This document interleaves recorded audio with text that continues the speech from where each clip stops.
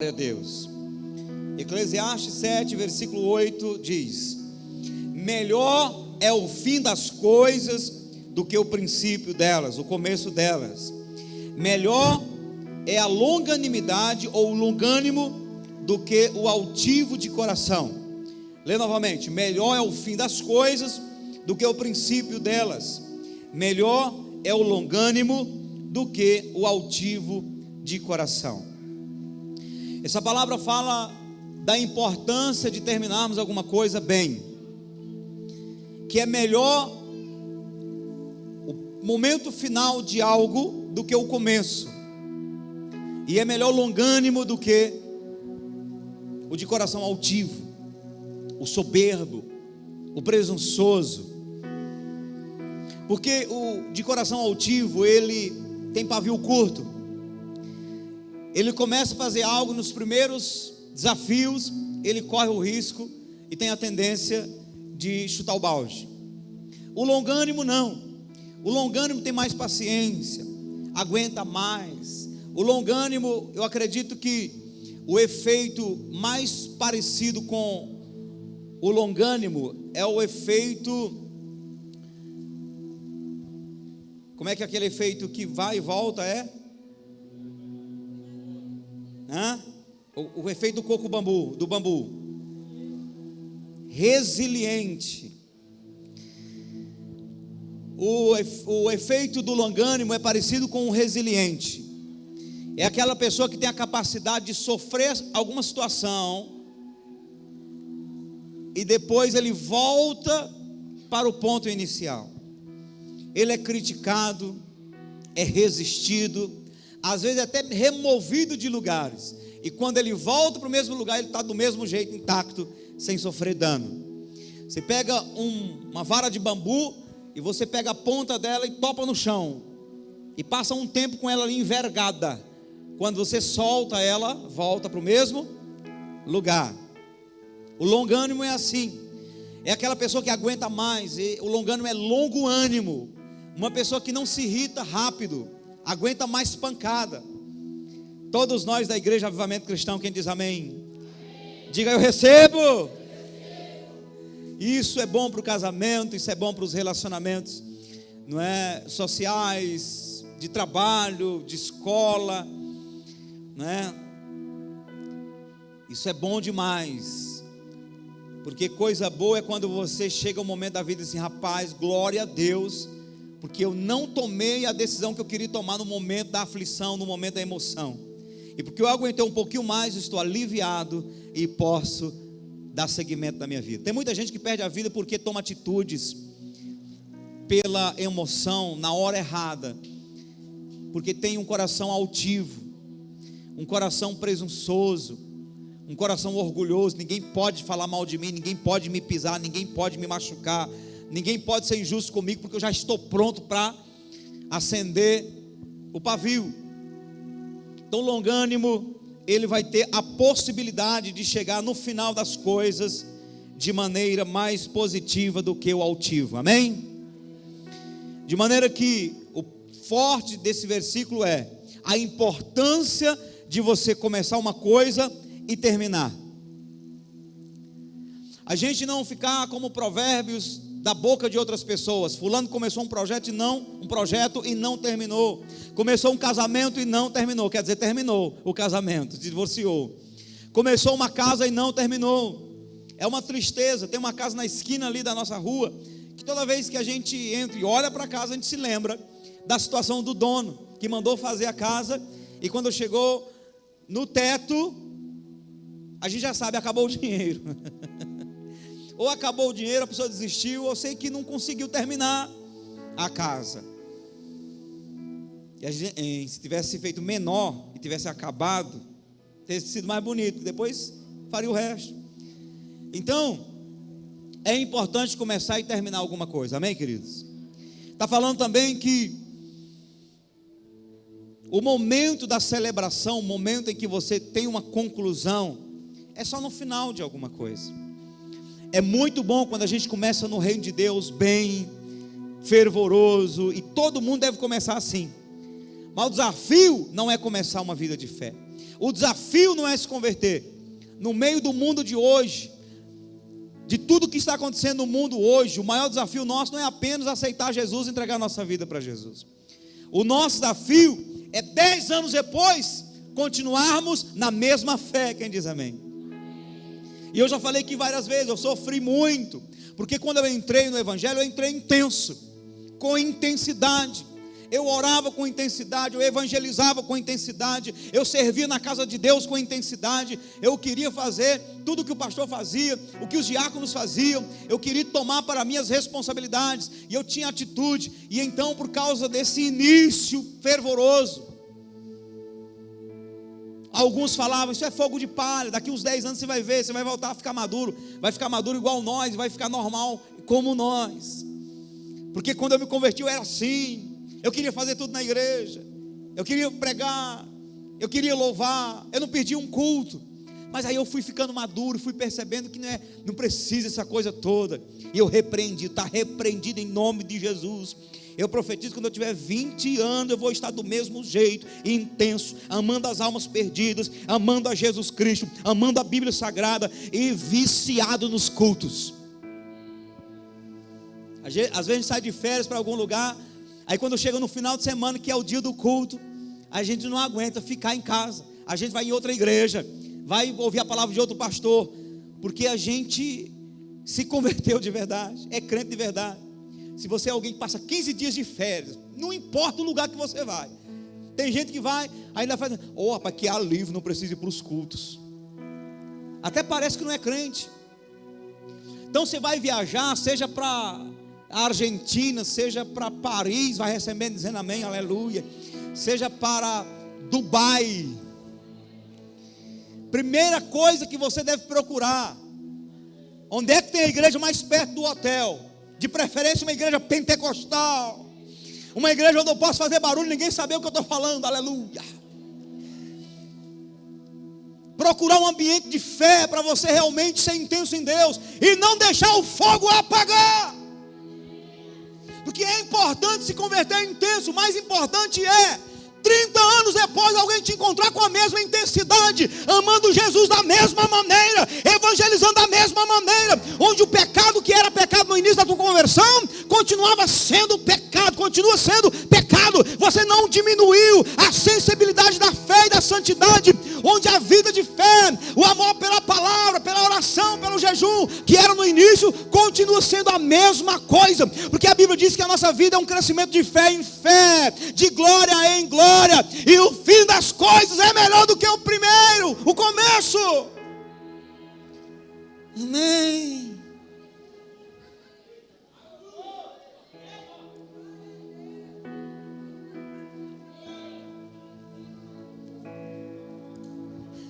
Quando eu me converti, eu me alimentava com cultos maravilhosos de pregadores e igrejas vivas, há 20 e tantos anos atrás. Hoje eu dou uma pesquisada e vejo as mesmas igrejas, com os mesmos pregadores, aqui em pleno 2920. E eu vejo que mudou muita coisa. A pegada dos pregadores que há 20 anos atrás eram intensos, parece que ficaram maduros. Ficaram maduros, estão para cair. Só pode.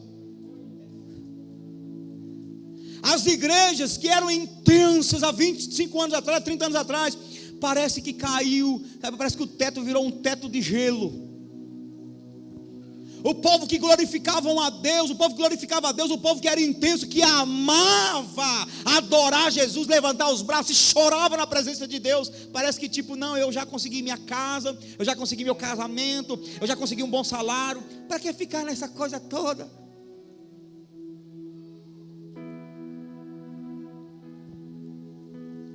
Se você, quando era pobre, porque vai acontecer essa fase na sua vida em nome de Jesus, vai acontecer essa fase que você era pobre, vai ser rico, era fraco, vai ser forte. Amém?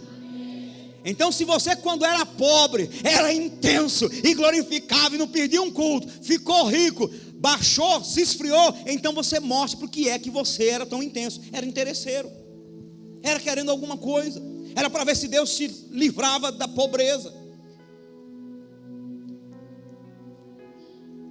Cuidado.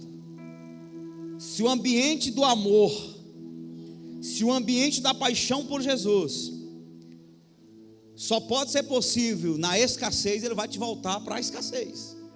Ele vai te voltar para a pobreza. Ele vai te voltar para o momento em que você não tinha nada. Aí Jesus era um valor maior na sua vida. Cuidado, irmão. Por que Jesus falou que nós não podemos servir a dois senhores? A Deus e a Mamon. A Mamon é o Deus das riquezas, do dinheiro. Por quê? Porque o pobre não tem nem onde cair morto. Ele só tem uma coisa para se assegurar. Quando ele conhece Jesus, só tem a mão de Jesus para se assegurar. Aí ele segura a mão de Jesus.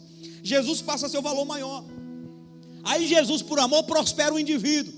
E o irresponsável agora tem alguma coisa a mais para ele pegar, para ele se assegurar, para ele confiar, que é o dinheiro. Aí Jesus passa a ser um valor secundário. Cuidado! Balança quem sai do seu lado e diga: cuidado, senão ele te faz pobre para sempre. Eu profetizo que essa igreja, à medida que Deus vai derramando o avivamento, essa igreja vai prosperar, porque todo lugar onde o avivamento chegou, prosperou. Mas em o nome de Jesus, eu profetizo e declaro que se for para você enriquecer, se for para você prosperar, se for para você mudar de vida financeira e perder a paixão por Jesus, que Ele te segure na miséria. Esse amém, nem que eu jogasse dinheiro, você não dava amém agora. Ei, Deus está de olho em você. Jesus está de olho em você. O pastor está de olho em você. Os anjos estão de olhos em você. Os demônios estão de olho em você.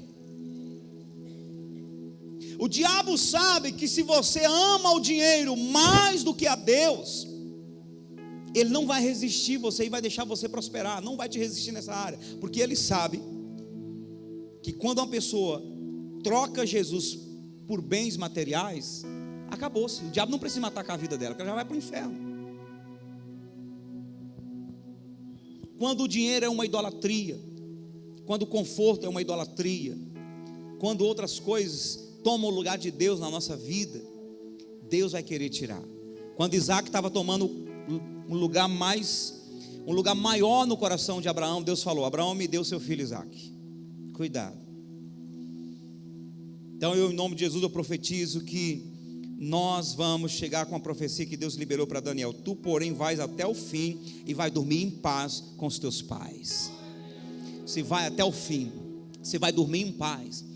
Se você vai chegar ao final da sua vida dizendo: eu tenho uma consciência limpa, eu fiz o que eu tinha que fazer, eu dei para Deus o que eu tinha que dar, me dediquei como deveria, não troquei Deus por nada deste mundo. Você vai chegar ao final da sua vida dizendo, como o apóstolo Paulo: eu guardei a minha fé, eu acabei a minha carreira, eu guardei a minha fé. Amém? Aleluia. Eu quero dar receitas aqui, eu quero te dar chaves para terminar o ano bem e começar um ano melhor ainda, em nome de Jesus. Você sabe, vai indo lá para Filipenses capítulo 3, você sabe que nós somos uma geração privilegiada, porque nós fizemos parte da passagem de um século para outro século, amém? Nós entramos juntos no século 21, estamos hoje chegando à segunda década do século 21, e para nós é um grande privilégio. Deus nos deu essa graça de poder ver o que acontece nos dois séculos. 1991, 1992, eu morava na colônia do Gurgueia. Se eu não me engano, foi em 92 que teve uma Copa, uma das Copas mais... Foi 92 ou 94? Das Copas mais vibrantes, com os nossos amigos que jogavam igual nós, Bebeto, Romário. A gente chorava assistindo o jogo do Brasil, porque os meninos brincavam no campo, jogavam o goleiro para um lado, a bola ia para o outro. E nós vivemos tempos vibrantes no Brasil. O Brasil entrou numa grande ascensão pelo futebol, pelo esporte, por causa dessa década de 90 para 2000. E nós que ouvimos as histórias dos nossos avós, como foi a década de 60, década de 50, década de 40, grandes fomes que aconteceram no nosso Brasil. Os nossos avós contavam, nossos pais contavam coisas que aconteceram na década de 70, 80, eu nasci em 80, eu sei que é dor de cotovelo para a maioria aqui, nasci em 80, não é? E ouvi muita coisa, ouvi muitas histórias de Camões, para mim todas elas eram verdadeiras. Vocês não conhecem a história de Camões? Ninguém conhece aqui. Camões, o rei, Camões que era adivinhava tudo do rei. São antigas? Vocês não sabem não, né? Vocês precisavam ter nascido no interior igual nós. Que coisa boa. E os avós contavam tantas histórias. Já conheci gente ainda que conseguiu colocar um couro no braço aqui, enfiar o braço com um couro de gado na boca da onça enquanto espetava a onça pela peixeira. Gente que brigava com onça, que matava a onça. Couro de onça, ainda conheci couro ainda novo.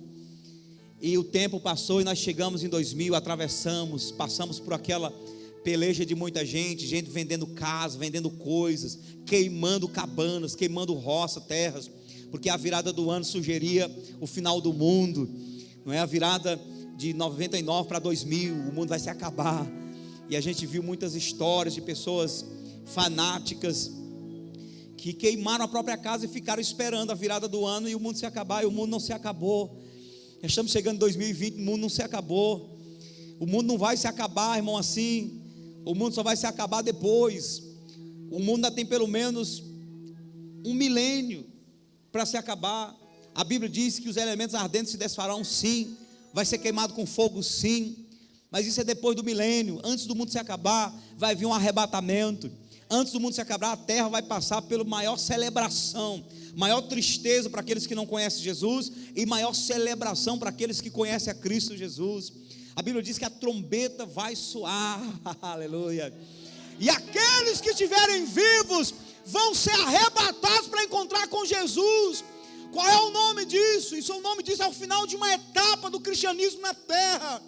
O final da etapa do cristianismo na terra. Antes do arrebatamento, esse final é um final feliz. É um final onde a Bíblia diz que Deus vai casar Jesus com a igreja. É um final da boda as bodas do Cordeiro. É um final maravilhoso. Deixa eu dizer uma coisa para você.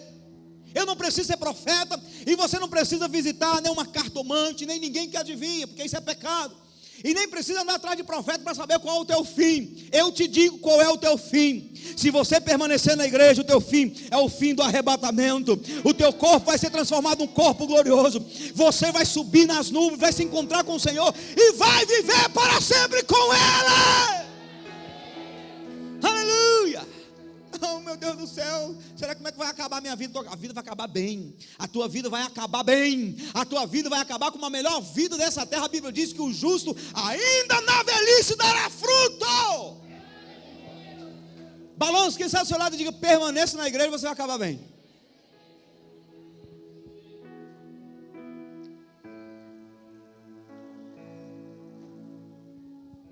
Uma receita aqui para você terminar o 2019 bem e entrar em 2020 melhor ainda.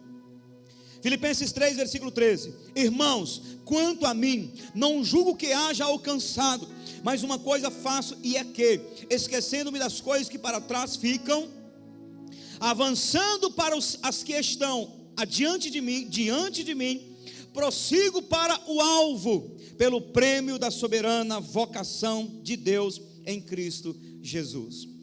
Como é que eu termino o ano de 2019 bem? Eu termino o ano de 2019 bem, esquecendo-me das coisas que para trás ficam. Amém? Como é que eu começo o ano de 2020 bem? Avançando para o alvo, crendo que há um prêmio me esperando lá na frente. Aleluia! Então vamos falar sobre terminar uma etapa da sua vida bem. Terminar o ano bem. Eu vou me lembrar, claro, de Moisés e o povo de Israel ao sair do Egito. Quando no capítulo 10 em diante de Êxodo, a Bíblia fala sobre Deus se mostrando um Deus poderoso, um Deus zeloso pelo seu povo, liberando 10 pragas no Egito, confrontando o coração de Faraó. O coração de Faraó passou a experimentar um efeito sanfona. Deus quebrava o coração de Faraó, depois endurecia. Quebrava, depois endurecia. Quebrava, depois endurecia. Toda vez que tinha um milagre, que tinha uma maravilha, o Faraó dizia: eu reconheço esse Deus, pode ir o povo. Aí passava umas horas, ele ficava com o coração endurecido. Não vou deixar o povo ir não. Aí vinha uma outra praga. E quando liberou-se a última praga, que foi a morte dos primogênitos, Deus pega o povo, prepara o povo, mata o cordeiro pascal, passa o sangue do cordeiro nos umbrais da porta, e o povo ali libera esse sacrifício para Deus, essa oferta para Deus. E quando isso acontece, a Bíblia diz que Deus moveu o coração dos egípcios, e eles começaram a dar presentes, prata e ouro e riqueza para o povo de Israel sair. Faraó libera o povo. Quando o Faraó libera o povo vai em rumo ao deserto e chega ao Mar Vermelho. Faraó vem atrás, porque Faraó desistiu de liberar o povo e diz: vamos pegar o povo de volta. Ele vem com seus soldados atrás. Quando o povo chega diante do Mar Vermelho, a Bíblia diz que Faraó estava vindo com os soldados. O anjo do Senhor coloca uma coluna de fogo e resiste os soldados de Faraó lá atrás. E o povo começa a se apavorar. E o povo pergunta para Moisés: Moisés, e agora? O que será de nós? Não havia sepulcros, cemitérios no Egito para você fazer a gente morrer aqui na mão dos soldados de Faraó? E Moisés diz: não tem mais. Esse povo que vocês estão vendo diante dos olhos de vocês, não vereis a partir de hoje nunca mais. Vocês vão ver a mão do Senhor operando milagres. E a Bíblia diz que no capítulo 14, Moisés passou a orar, e Deus diz: Moisés, por que você clama a mim? Diga ao povo que marche. Então Moisés pega o cajado por ordem de Deus, libera o cajado sobre as águas se abrem, e quando as águas se abriram, o povo passou a marchar em rumo ao deserto, atravessando o Mar Vermelho. E aquilo aconteceu durante um período grande, irmão, porque não foi um rio estreito. Foi a noite inteira o povo de Israel andando para atravessar o Mar Vermelho, e as águas segurando, uma coluna de água do lado, uma outra coluna do outro, e os irmãos israelitas passando ali. Claro que muitos, na maioria, tinham medo daquelas águas de repente se fecharem em cima deles, e eles iam passando, e alguém ia passando aqui de perto, de repente passava um tubarãozão aqui bem pertinho, meu Deus do céu, esse tubarão. Mas eles passaram em seco, atravessaram o Mar Vermelho. Quando chegaram lá na frente, a Bíblia diz que Faraó disse: nós vamos atrás do povo. A coluna de fogo cessou, e Faraó manda os soldados, seus comandantes, irem atrás do povo de Israel. E os soldados entram.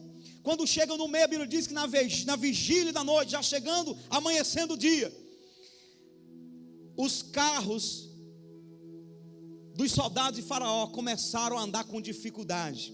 Parece que a umidade começou a atolar os carros.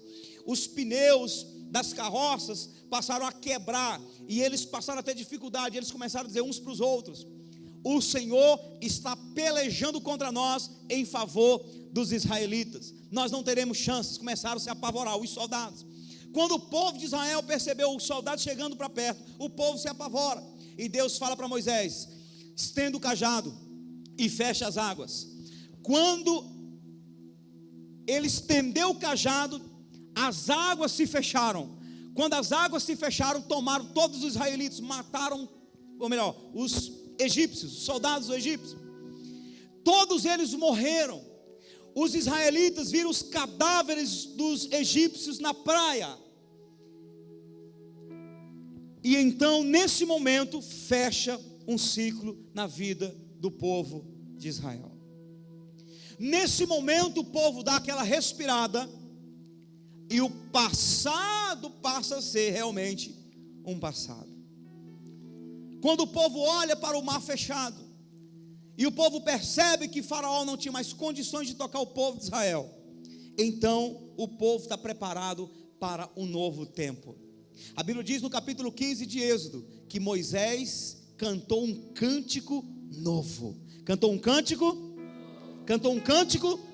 Depois você dá uma olhada nesse cântico, o que ele fala nesse cântico. Às vezes a gente fala do sabor de mel, mas você vai ver o que é sabor de mel é lá. Você vai ver Moisés louvando e adorando o Senhor, porque o Senhor matou os soldados de Faraó, afogou todo mundo, e com braço forte o Senhor livrou o seu povo.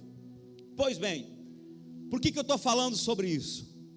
Porque o nosso maior desafio é passar uma etapa da vida para outra, deixando morrer, fazendo morrer aquilo que pertence ao nosso passado. O que os soldados egípcios, os soldados de Faraó representavam para o povo de Israel? Eles representavam o passado desse povo, porque foi debaixo da escravidão, debaixo da subserviência, do império desses soldados, que o povo de Israel sofreu, principalmente os homens. Esses mesmos soldados que morreram ali naquelas águas, eram os mesmos soldados que passaram anos chicoteando as costas dos israelitas. Muitos dos monumentos que foram construídos no Egito, foram construídos com o suor e o sangue dos israelitas. Então, quando os soldados morrem lá na praia, e o povo de Israel olha para trás, o povo tem a sensação: o nosso passado de medo, o nosso passado de angústia, o nosso passado de escravidão, o nosso passado de sofrimento, o nosso passado de lágrimas está ficando para trás. O que isso tem a ver conosco hoje? Tem tudo a ver, meu irmão. Porque quando nós entregamos a nossa vida para Jesus, a Bíblia diz em Efésios capítulo 2, que outrora éramos por natureza filhos da ira. Por quê? Porque estávamos debaixo do comando dos espíritos que hoje atuam nos filhos da desobediência. Quando entregamos a vida para Jesus, esses demônios que atuavam na nossa vida, eles são mortos, eles perdem as forças e eles passam a ficar no passado. Por isso que a Bíblia diz, assim que se alguém está em Cristo, nova criatura é. As coisas velhas já passaram, eis que tudo se fez. Eis que tudo se fez. Não dá para um crente nascido de novo, depois realmente de um tempo de maturidade, que entende a palavra, ficar lamentando a respeito de coisas do passado. Isso não é cristianismo, não é. Batalhe pela tua libertação. Você não deve ser um crente amarrado pelas coisas do passado. Amém, igreja? Em relação ao ano de 2019, não importa o que tenha acontecido com você esse ano. Eu sei que algumas pessoas podem testemunhar dizendo: foi o melhor ano da minha vida. Mas outras tranquilamente vão dizer: este ano foi o ano da prova, este ano foi o ano do desafio, este ano foi o ano da peleja. Eu quase morro, quase que perco, eu quase que desisto da vida. Mas eu vou dizer uma coisa para você: o ano não terminou ainda. Se você é alguém que está só lamentando: ah, meu Deus, será que eu vou terminar esse ano desse jeito? Será que não vai mudar nada? Ainda não terminou. Hoje é dia 22, tem alguns dias por frente. Eu profetizo que até o dia 31, coisas tremendas a parte de Deus vão acontecer na tua vida, na tua casa e na tua família. Aleluia. Mas é importante, se você está chegando no final de 2019, está pulando para 2020, é importante que você pegue o teu passado, as angústias que você passou nesse tempo, nesse período desse ano de 2019, porque tem gente que ainda hoje, no final de 2019, está sofrendo, está angustiado, está amarrado por coisas que aconteceram em 2018, por coisas que aconteceram em 2017, por coisas que aconteceram em 2015, e se tratando de mulher para o marido, tem mulher ainda que está presa a coisa que aconteceu em 99.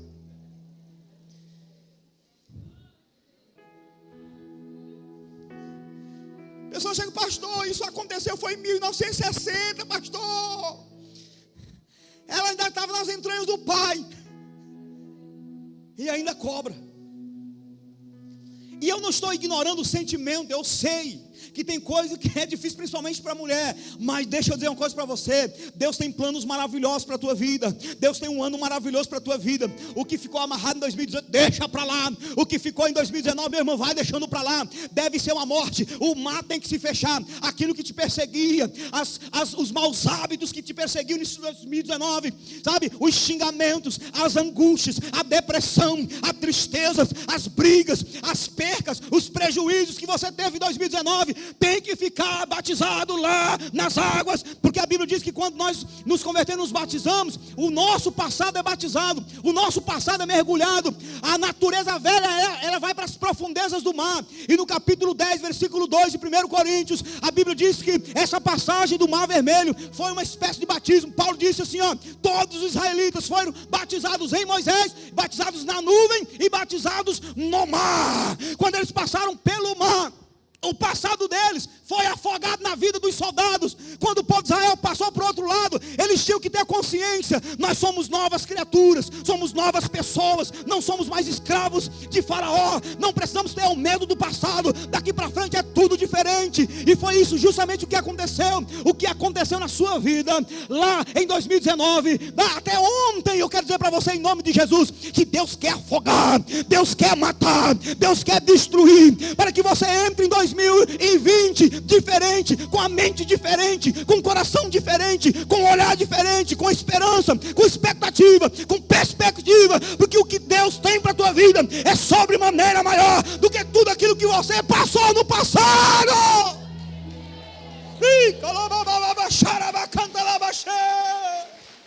Aleluia! Os demônios da macumbaria, da feitiçaria, do catolicismo ou da idolatria, os demônios hereditários que acompanharam teu pai, tua mãe, teus avós e te fizeram beber, se drogar, se prostituir, vão ficar afogados em 2019 e você vai passar para 2020 diferente. Aleluia! Em o nome do nosso Senhor e Salvador Jesus Cristo.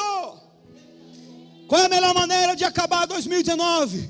Esquecendo-me das coisas que para trás ficam. Esquecer.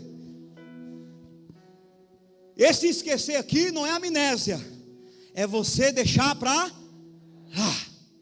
Quando você perdoa, você não cobra mais. Aleluia! Aleluia!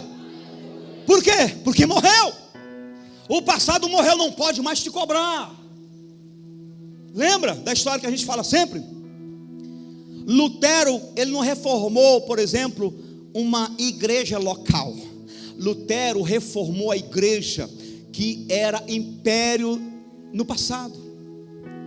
O papado dominava todo o mundo na época. Lutero enfrentou o papado da época. Ali ele estava enfrentando o próprio Satanás. E diz a história que Satanás apresentou-se para Lutero várias vezes para confrontar ele. E uma das vezes apresentou-se uma lista de acusações. Ok, Lutero, você é acusado porque você fez isso. Você pecou assim no pensamento, no desejo. Você fez parte disso. E quando você era na infância fazia isso. Ele apresentou um monte de acusações. No final, Lutero disse que estava bem pequenininho diante da acusação do diabo. O Espírito Santo falou: Lutero, diga para ele que ele esqueceu o último item. E o Lutero falou: Satanás, você esqueceu de colocar o último item. E Satanás pergunta: qual é o último item? O último item é o seguinte: e o sangue de Jesus Cristo me purificou de todos os pecados. Aleluia! Em Colossenses capítulo 2 disse que no batismo o Senhor riscou a cédula de culpa que havia contra nós. Tudo que você fez no passado, quando você se arrepende, quando você se entrega a Jesus de verdade, Ele risca com o sangue dele. E quando Ele risca, significa que isso é uma morte para o teu passado e não se cobra nada de quem já morreu. Você já ouviu alguém ir lá para o cemitério procurar a tumba da pessoa que estava devendo ela e chegar lá e dizer assim: ei, você, bora, vem pagar minha dívida? Já viu alguém cobrar de quem já morreu? Ninguém cobra de quem já morreu. Assim é quando você perdoa alguém. Assim é quando você deixa o teu passado. Não se cobra mais. Não vem desenterrar, ressuscitar aquilo que você mesmo decidiu enterrar, irmão, em nome de Jesus. Porque quem vive de ressentimento não está preso ao passado, não desfruta do presente e compromete o futuro. 2019 tem que ficar para trás. Pega as coisas boas que foram, segue de exemplo e que pode te ajudar, te motivar, e pegue para frente. Mas aquilo que não prestou em 2019, enterra no mar, afoga no mar. Quem diz amém? Amém. Afogue. Bora afogar o passado, porque você tem que estar limpo para uma nova história, para um novo tempo. Há um novo tempo de Deus para a sua vida, amém? Aleluia. Então esqueça o passado. E como é que eu entro num ano novo diferente, eu entro como Paulo disse, avanço para o alvo, esquecendo-me das coisas que para trás ficam, avanço para o alvo, pelo prêmio da soberana vocação. Há um prêmio esperando por mim, há algo esperando por mim. E então preste atenção, eu vou usar ainda o exemplo aqui do povo de Israel. Quando o passado ficou para trás, quando os soldados não representavam mais ameaça, Moisés canta um cântico. O cântico de Moisés foi maravilhoso. O cântico de Moisés, embora melancólico, foi um cântico que trouxe consciência ao povo do que Deus fez. O cântico levou o povo realmente a adorar a Deus. Mas chegou o momento em que Miriam, a profetiza, a Bíblia diz que Miriam, a profetiza, a irmã de Moisés, ela pega o tamborim e diz: agora é o seguinte, Deus já nos libertou, nosso passado ficou para trás, já adoramos ao Senhor, agora é momento de celebração, porque é uma nova história. Por isso que Jeremias falou: a virgem se alegrará na dança. Você vai ver o que vai acontecer com a igreja do Senhor no arrebatamento. Esse povo que para levantar a mão é tipo assim, escora um aqui, aquela peleia, levanta a mão, 3 segundos depois, você vai ver o nível de vibração da igreja quando ela for arrebatada. Vai ser parecido com isso aqui. Capítulo 15 de Êxodo, versículo 20 diz assim: então Miriam, a profetisa, a irmã de Arão, tomou o tamboril na sua mão, e todas as mulheres saíram atrás dela com tamboris e com danças. E Miriam lhes respondia: cantai ao Senhor, porque sumamente se exaltou, e lançou no mar o cavalo com o seu cavaleiro. Como é que se entra numa etapa nova da sua vida? Se entra celebrando, feliz, alegre. A Bíblia diz assim, ó: se te mostrares fraco no dia da angústia, a tua força será pequena. Se te mostrares fraco no dia da luta, a tua força será pequena. Eu não estou aqui para dizer para você que 2020 não vai ter desafio. Eu não estou aqui para dizer para você que em 2020 você não vai ter lutas, que você não vai ter dificuldade. Jesus já disse: no mundo tereis aflições. Mas deixa eu dizer uma coisa para você. Tem gente que quando começa uma etapa da sua vida, antes de começar a lutar já morre. Por quê? Porque a postura que a gente toma em relação a algo que a gente vai fazer vai definir até onde iremos. Se você entra fraco, sem convicção, você já entra cansado. E o diabo, que usa o medo como a maior ferramenta dele para resistir o povo de Deus, ele vai usar o teu desânimo, o teu medo, a tua fraqueza, a tua falta de convicção, de fé, de postura, para te resistir. Como é que se entra no novo tempo? É realmente um novo tempo? Você crê realmente que 2020 será um ano abençoado para a sua vida? Quem crê? Amém? Se eu creio, eu devo erguer minha cabeça e devo me preparar para esse novo tempo na minha vida. É claro que isso não deve ser confiado na própria força, confiado no próprio mérito. Porque eu sou isso, eu sou aquilo, por isso que eu vou chegar lá. Não, mas confiado no Senhor, porque a Bíblia diz que o Senhor que começou a boa obra vai aperfeiçoar. Então eu quero te dizer, faça isso. Vamos fazer como Miriam pegou as outras mulheres, começaram a dançar, e elas faziam o trenzinho, e o trenzinho era grande, porque imagine, mais de 1 milhão de pessoas, quantas mulheres não tinham ali? E mulher, quando decide fazer zoada, é grande a zoada é grande.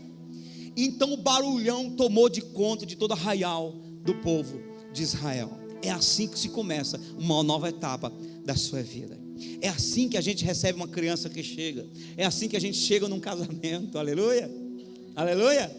É assim que a gente chega numa empresa nova, vai trabalhar, cheguei, com alegria, com brilho no olho, mostrando para que veio. Então 2020 está chegando aí, vamos realmente andar para frente. Irmão, o povo de Deus é o povo que de fato e de verdade não precisa nem de palavra de autoajuda. O povo de Deus não deve necessitar disso. O povo de Deus deve ser o povo para cima o tempo todo, em todo o tempo. O povo de Deus deve ser o povo que prepara o ambiente o tempo todo para até mesmo os psicólogos virem e se aconselhar com o povo de Deus. Amém? Porque a vida abundante está em quem? A vida abundante está em quem? Em nós. Em nós. E eu vim para que tenham vida. Quem é que vai ter vida? Diga nós. E vida abundante. Então olha para José. Presta atenção, rapidinho aqui, ó. José foi vendido pelos irmãos. Berrou lá na cova, quando ele estava preso lá no poço. Judá! A Bíblia diz que ele ficou rouco de tanto gritar.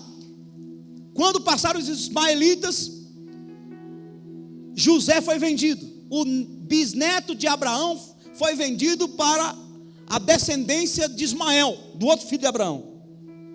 Aí a Bíblia diz que ele chega na casa, ele é vendido para o comandante de Potifar.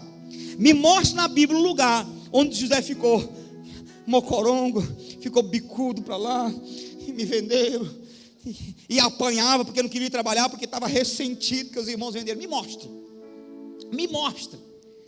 Então, como eu sou José, eu entendo mais ou menos como é que foi o coração de José. Eu acredito que quando ele chegou ali na casa do Potifar, disse: rapaz, é o seguinte, não tem mais como voltar atrás, me venderam, estou aqui para quê? O que um escravo faz? Um escravo faz o quê? Diga, serve. Eu estou aqui para quê? Para servir. Então é o seguinte, meu filho, o passado ficou para trás, eu estou aqui para servir, então eu vou servir com excelência. Então ele começou a servir, ele começou a fazer tudo que lhe vinha à mão a fazer, ele fazia com toda a sua força. Daqui a pouco ele foi colocado como o homem mais importante da casa de Potifar. É caluniado pela esposa de Potifar e é lançado para a cadeia. Quando ele chega na cadeia, me mostra na Bíblia o lugar onde o José ficou lá pelos cantos. Eu vou provar que eu não fui culpado. Eu vou provar, um dia vocês vão saber. Bora trabalhar? Não estou conseguindo, não, eu estou com depressão. O cara faz o seguinte, rapaz, foi uma bênção, foi maravilhoso, enquanto durou, foi uma bênção. Agora é um novo tempo aqui na cadeia. Eu não vou ficar preso ao meu passado, porque é um novo tempo, eu tenho que ir para frente. Eu não sou caranguejo para andar para trás, eu vou para frente. E eu acredito, rapidamente, a primeira dormida de José na cadeia. No outro dia, quando o carcereiro chega lá e começa a perceber, a cela de José estava mais cheirosa do que as celas dos outros presos. Ele percebeu que estava limpinho, estava organizadinho, ele começou a notar a diferença. Na hora do almoço, José era aquele cara que quando viu um brigando pela comida ali, o outro, ele aconselhava, trazia pacificação, porque é isso que o crente faz em todo lugar. Quem diz amém? Todo lugar o crente faz isso. Está numa empresa, estão brigando, estão fofocando, estão querendo se levantar contra o chefe, ou contra o gerente, ou para derrubar uma pessoa de uma cadeira. O crente é aquele que chega ali e diz: faça isso não faça isso não, é diferente, vamos aqui, vamos orar, vamos conversar, vamos pacificar, porque a Bíblia diz que aqueles que são pacificadores serão chamados de filhos de Deus. Pastor, eu pensava que era diferente, pastor. Eu vi lá um montinho lá na empresa, eu vi uns querendo se levantar, eu joguei fora areia. Bora, estou aqui junto, eu estou aqui junto para protestar. Não, o crente faz diferente. O crente pacifica, o crente protege o patrão, o crente protege aquele que está sendo alvo de fofoca. O crente é pacificador, onde ele chega, ele faz a diferença. Ele é luz, ele é sal, ele tempera, ele é pacificador, ele é filho de Deus, ele é misericordioso, ele é manso, ele tem paciência e ele ainda chora pelos outros. Viu, seu caburé e sua coruja que chega lá no emprego e fica colocando uns contra os outros? Você não é crente não. Linguaruda. Coisa feia, rapaz, o povo saber que está uma fofocaiada lá na escola, na faculdade, no ambiente de emprego. E quem fomentou e trabalhou foi o crente. Que crente não é da avivamento cristão, é não. Da avivamento não é não. Porque crente é como José. E daqui a pouco, José transformou a cadeia dele num jardim de Deus. Qual é o meu tempo? É aqui na cadeia, então eu vou transformar esse lugar no jardim de Deus. Ele passou a ter a chave da cadeia. Ele passou a ser o gerente da cadeia. Quando ele assumiu o governo lá, Faraó reconhece ele. Aí ele encontra-se com os irmãos dele. Os irmãos chegam para José. É nesse momento que você vai ver José chorar. Por quê? Porque os irmãos, ele pergunta: e meu pai está bem? Fala: meu pai está vivo ainda. Aí a Bíblia diz que ele gritava de saudade. Aquele choro, eu não creio que representou uma alma doente. Eu creio que aquele choro representou a esperança de ainda ver o pai dele. Porque um doente não faz o que José fez. Sabe o que José fez? Quando os irmãos recuaram, ficaram com medo de José puni-los. Sabe o que ele fez? Vem cá, meus irmãos. Trouxe os irmãos para o peito dele. E ele diz para os irmãos: Deus me enviou na frente de vocês. Deus me enviou primeiro do que vocês, para preparar o ambiente, para quando vocês chegassem, eu pudesse ajudá-los. Um doente não faz isso. Quem está preso ao passado não faz isso. Ei, como é que eu entro numa nova etapa da minha vida? Como é que eu vou entrar em 2020? Eu vou entrar em 2020 com o meu coração resolvido, pronto para viver uma nova etapa na minha vida. Eu não sei o que vai acontecer no primeiro semestre da sua vida. Eu não sei o que vai acontecer no primeiro mês de 2020. Eu não sei o que vai acontecer no primeiro dia. Mas eu digo uma coisa para você: se levantarmos a nossa cabeça e colocarmos no nosso coração que vamos fazer tudo que vier a nossa mão a fazer, vamos fazer com excelência, vamos erguer a nossa cabeça, não vamos nos prender ao passado, mas nós vamos viver por um futuro melhor. Deus vai honrar a cada um de nós. Quem crê nisso? Fique de pé.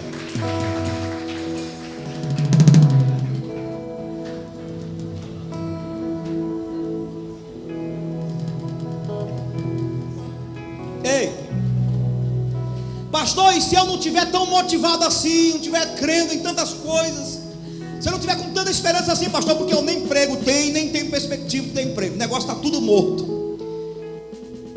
Se você está desse jeito, mas entregou a vida para Jesus, você é um crente, eu vou te dar o maior motivo para você entrar em 2020 celebrando. No capítulo 10 de Lucas, a Bíblia diz que os discípulos fizeram uma viagem missionária, voltaram alegres e felizes, dizendo: Senhor, em teu nome até os demônios se nos sujeitam. E Jesus falou: eu vi Satanás caindo como raio na terra quando vocês foram. Eis que vos dou poder para pisar serpentes e escorpiões e toda a força do inimigo, e nada vos causará dano. Pastor, esse é o motivo? Não, não é esse o motivo. Jesus conclui dizendo: mas não vos alegrais porque os espíritos se vos sujeitam, alegrai-vos antes por estar o vosso nome escrito no livro da vida. Fica aí no meio, nós vamos celebrar nesse instantinho, rapidinho, mas eu quero cantar só a última parte dessa música. Ei, se você for um mal acabado da vida, se você não for dono nem da tua própria chave, se você não tem nem roupa direito para vestir, mas se você tiver um nome escrito no livro da vida, irmão, aleluia, você tem o que o príncipe da Inglaterra não tem, ou a rainha. Você tem o que o presidente dos Estados Unidos não tem. Você tem o que Bolsonaro e os filhos dele não têm. Você tem o que os reis e rainhas do mundo inteiro não têm. Porque nem toda prata, nem todo o ouro do mundo pode comprar salvação. E você tem a salvação. O povo mais rico da terra é o povo que tem tesouro no céu. E aquele que tem o nome escrito no livro da vida deve entrar em 2020 de cabeça erguida, porque a Bíblia diz que o Deus que começou a boa obra vai aperfeiçoar. Se você tem o nome escrito no livro da vida, Deus não vai se esquecer de você. Ele vai cuidar de você. Ele vai continuar salvando você e vai prosperar a tua vida. Aleluia. E o final da tua vida é isso aqui, ó. Está no meio? Então me alegrarei. Segura no meio.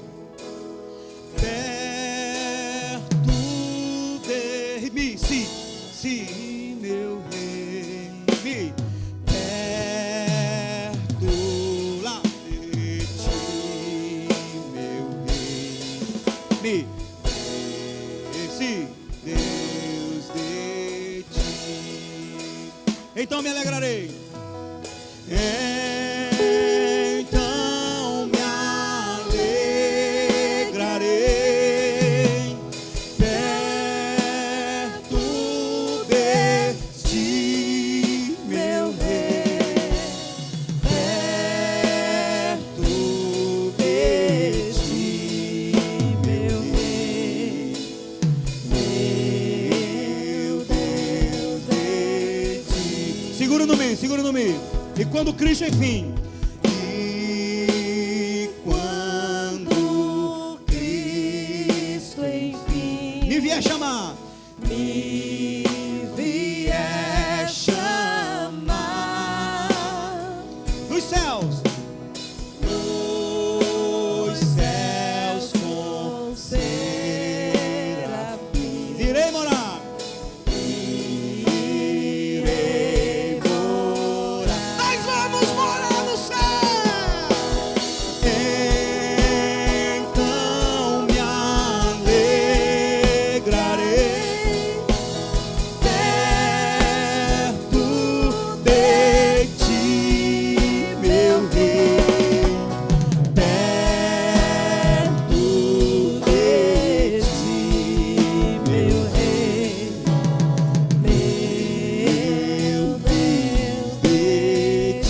Levante as mãos. Pai, em nome de Jesus, te agradecemos por esta palavra. Obrigado porque até aqui o Senhor tem nos ajudado. O ano de 2019 ainda não terminou, mas já somos gratos porque até aqui o Senhor tem nos ajudado. Até aqui nos ajudou o Senhor. Obrigado, Senhor, por abrir o mar vermelho da nossa vida e nos fazer passar em seco e afogar os nossos inimigos. Obrigado, Senhor, por destruir as obras do diabo, as obras do vício, da cachaça, das drogas, da prostituição, as maldições hereditárias, a idolatria. Obrigado porque o nosso passado ficou para trás e em Cristo Jesus temos uma nova vida. E obrigado porque o Senhor está nos preparando, erguendo a nossa cabeça através do perdão, da fé, da santificação, para vivermos o maior e melhor ano da nossa vida. 2020, venha, venha com tudo. Venha, venha, porque estamos te esperando. Venha 2020. 2020 é o ano da prosperidade. 2020 é o ano em que Deus vai te levantar. 2020 é o ano da vitória.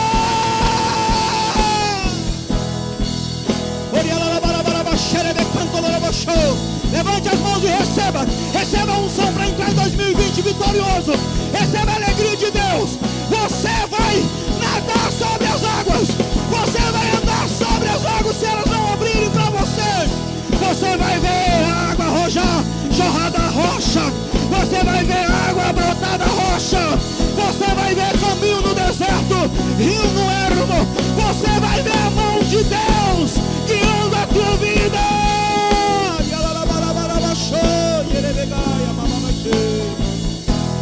Aleluia.